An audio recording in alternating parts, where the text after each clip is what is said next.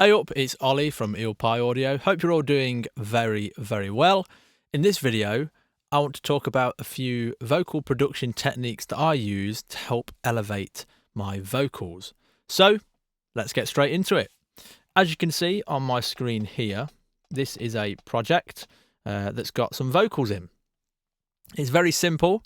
It's only got a lead vocal and a double vocal. There's no harmonies or anything in this song.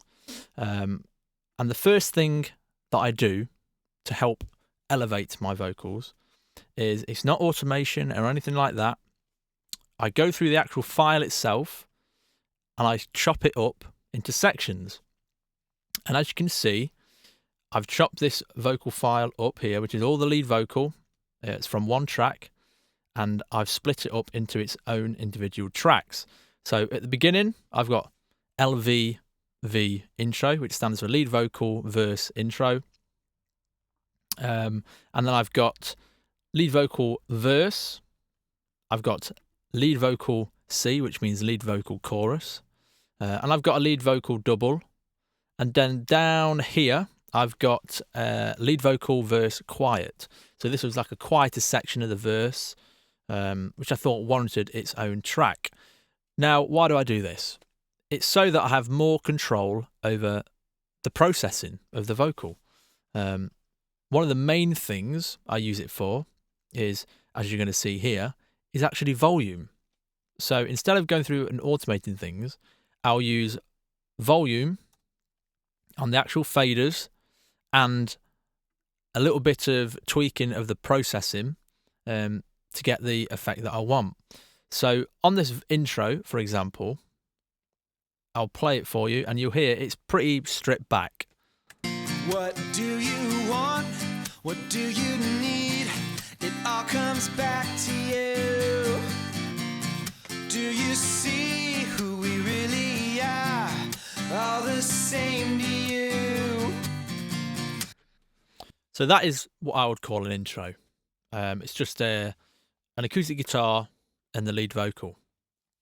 So in my head, I'm going to process that lead vocal slightly differently to how I would process the vocal in a chorus. You know, when the whole band kicks in and it's a lot more powerful. So what I've done here is, for example, I've split it up, put it on its own track. I've done all my tweaking and processing. So normally I'll go through on the whole lead vocal and I'll just do my overall EQ and compression and things like that. And then I'll just duplicate these plugins across the tracks that I've created when I've split the vocal up. And what I'll do is, if I need to change anything, I'll just go into the plugin on the track that I want to alter and I'll slightly tweak it. So for the vocal, for example, if I bring up the chorus, so my first plugin on this vocal is an SSL emulation. So this is for the chorus vocal. And then this one here is for the intro. So I've left it exactly the same. So this is actually quite good because now I can show you what I might do in this scenario. So if I play the intro, I'll show you a typical thing I might do here. What do you want? What do you need? It all comes back to you. Do you see who we really are? All the same to you. What do you want? What do you need? It all comes back to you. Do you see who we really are? All the same to you. So I've added a sort of radio effect onto the intro vocal. I took out all the compression from the SSL strip because I don't want it on there.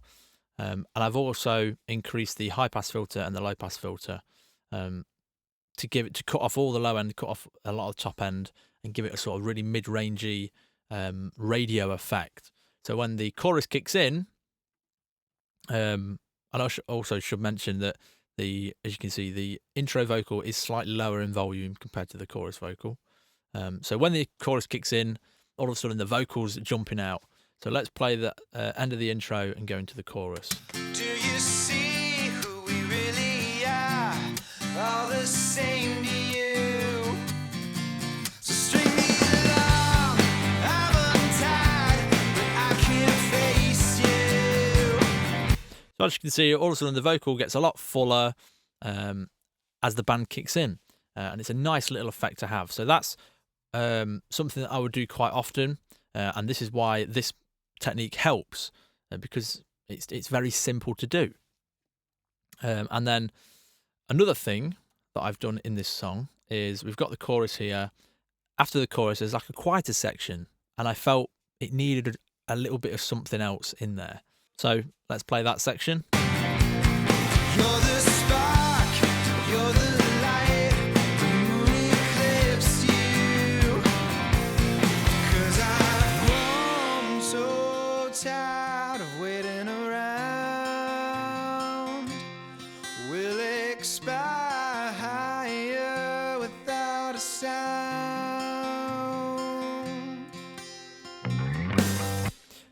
So hopefully you could hear there was a little bit of special delay effect on there. And as you can see, there is actually a throw delay that I've added underneath. But I wanted this vocal to be a bit more mellow and a bit rounder, and not as in your face. So I put it on its own track and tweaked the settings a little bit. So here we go. I think this is pretty much the same across the board. Yeah. So I've done all the same compression because the source material anyway, there isn't a lot of signal going into the compressors, so I don't really need to tweak the compressors. But what I have done is added an extra delay. So here is the throw delay that I set up.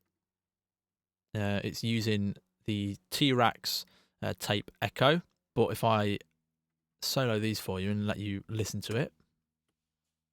Grown so tired of waiting around. We'll expire without a sound. That delay almost gives it a rounder sound. Obviously, it's emulating an old tape machine.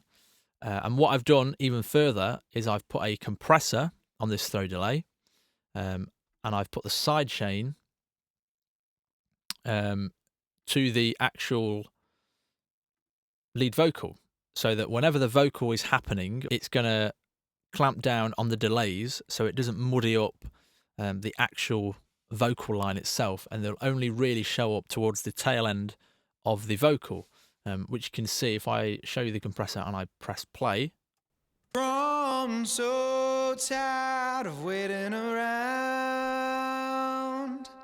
We'll expire without a sound.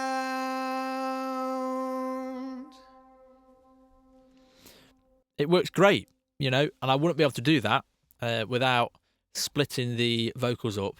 I mean, I would be able to do it, but this is just such an easier way to do it. It's actually quite good for organising a session as well, and being able to quickly see all your vocal parts from a production standpoint. It's great. If I turn the throw delay off, 'Cause I've grown so tired of waiting around.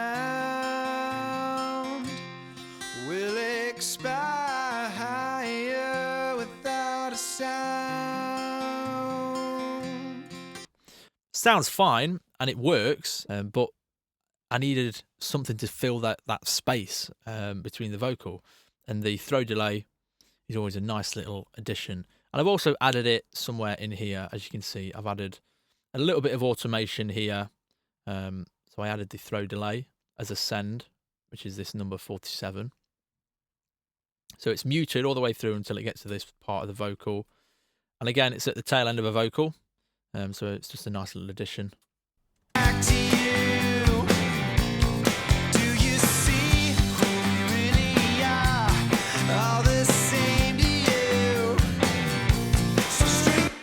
So it's very subtle, but it's there, and it's just a little bit of ear candy. It doesn't need to jump out. I always feel, you know, these things, you don't need to jump out unless you want them to. Just a nice little bit of texture in there. But yeah, it's a very simple video today, really. But it's to show you an easy way to set up your vocal production and just to elevate it a little bit more. Have a play around with it. You know, this sort of radio thing where, you know, you've split it up and then all of a sudden you've got the option to, hang on, let's turn this into a radio effect for the intro. What do comes back to you. You know, great. It works great. Like I say, try it, have a play around with it, see what you can come up with.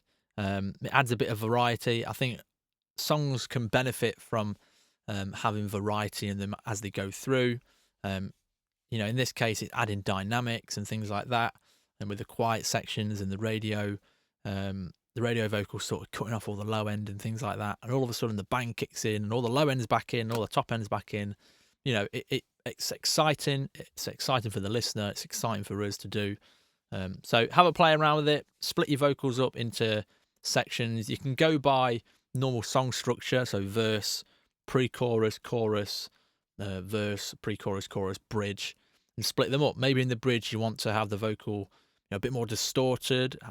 You could have, like I've done here, a radio effect, or add some little bits of effects in terms of delays or reverb. You know, try it. It works great. And like I say, it's a nice visual way as well to look at your vocal production. So, like I say, very simple video. Give it a go. Hope you like this video, and hope it's something that you can find helpful.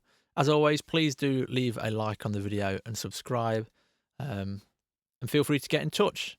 Thank you all for watching. I'm Ollie from EQ'ing, and I'll see you soon.